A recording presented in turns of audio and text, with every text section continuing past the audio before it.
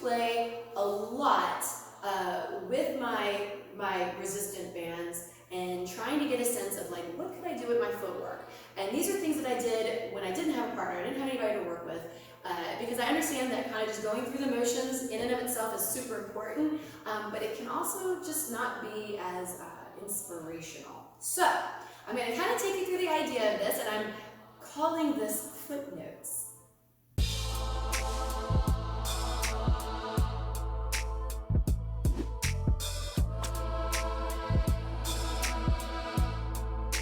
The footnote today is all about, we're taking our resistance band, and not dealing with the doorway today, obviously, but I did bring out my ballet bar. So if you have one that's just one long piece as opposed to the ones that are connected, it's a little easier to tie, and that's the idea. The main thing I'm going to do today, that's my little quick footnote, is using and utilizing all the way back to just the bronze drill, all right? And the bronze drill being that of forward checking, all right? So just a quick reminder, if I'm here, my left foot's coming through, I'm in my fifth, and I replace, I take it side, I bring the right foot into the fifth, replace, and side.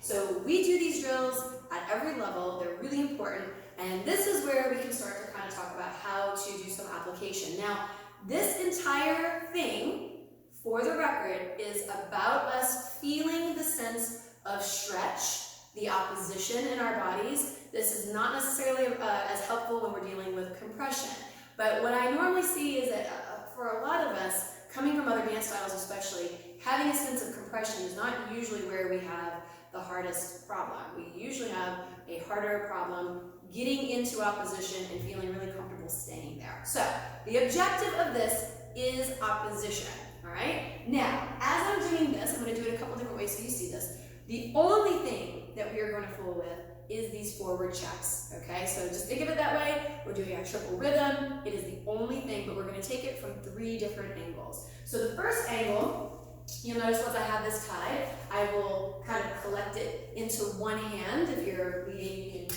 use the left hand. If you're following, we can use our right hand. As I'm going through this, we're going to go into these checking actions. And for right now, I'm just going to start with my left foot.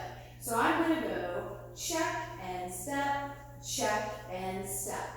Now, you might go, okay, well, what's the big deal on that? What you may or may not be seeing, if I go from the other angle, one of the things that you will notice and you will see is that once I'm in this stretch position, I'm having it in the same relation to where I would be with a partner. So you'll notice that this is not in the middle of my body, I'm not putting my arm in a weird spot.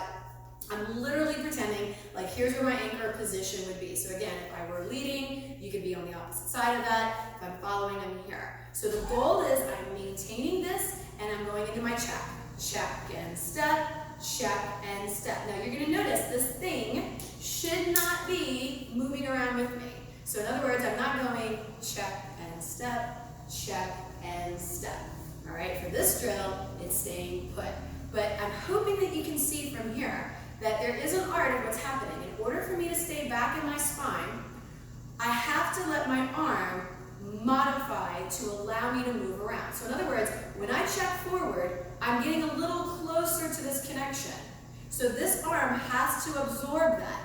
It does not change the tone that I'm feeling in the band, all right? So notice my arm shortens to allow my body to maintain this sense of stretch. When I move out and I go into the second check, that check's moving away from this point. So again, I don't want to move this point with me. I want to let my arm, again, relax and lengthen to allow the space to do it.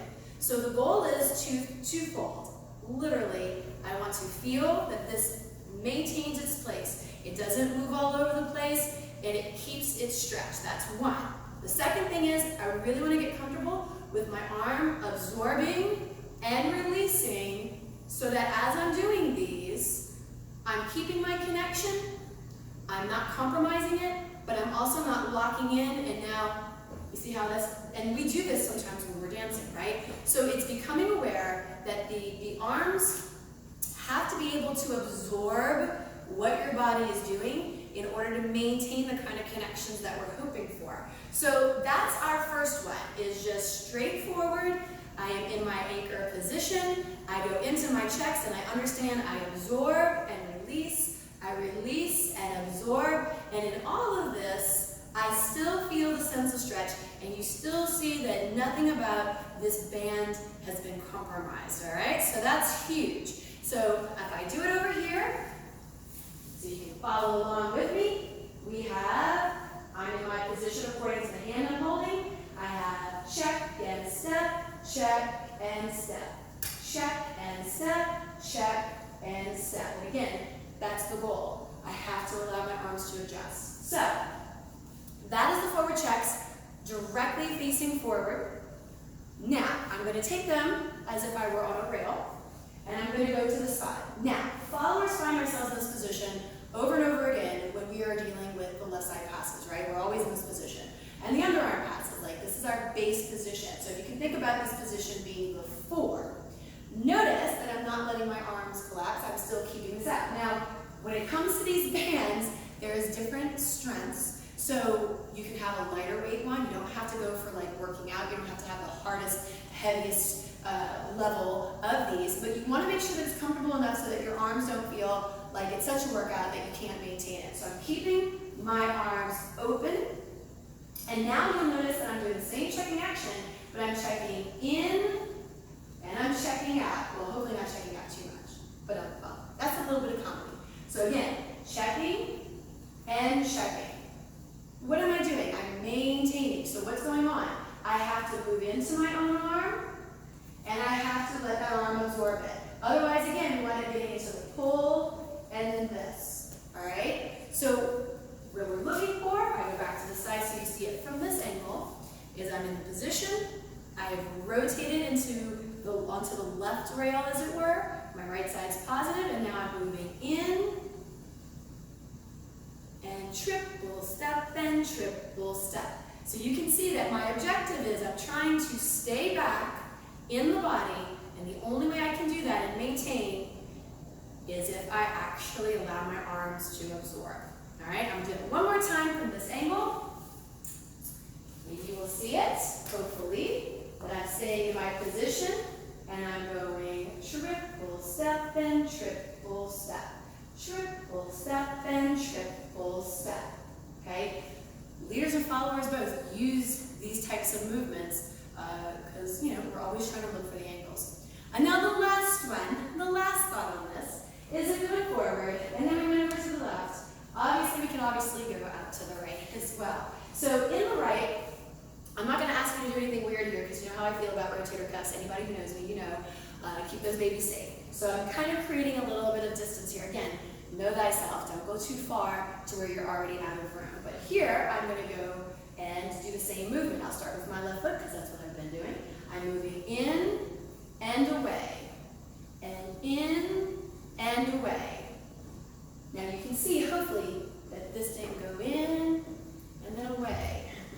Okay? Maintain. So when you guys are trying to find this, it doesn't need to be super, super strong. Again, it can be, you know, further out, it can be lighter.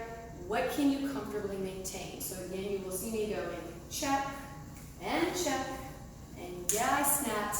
Byron's wearing off on me. Yeah? Now from this side, so you can get both perspectives on it. I'm here, I'm letting myself have a little bit of length, and you will see me go check, and check, and check, and check. And it's challenging to not like lock up the arms and bring the arms with you. So just be on the lookout. That's all done in triple rhythm. Now my recommendation is if you are on the following side of this, doing this with music. Once you kind of go through the mechanics and you're getting like, you know, more familiar with it, I would actually do this in a 6-count rhythm. This is what I did, because that's what we dance out in the real world, or 6s and 8s. If you feel wild and crazy, you can do an 8.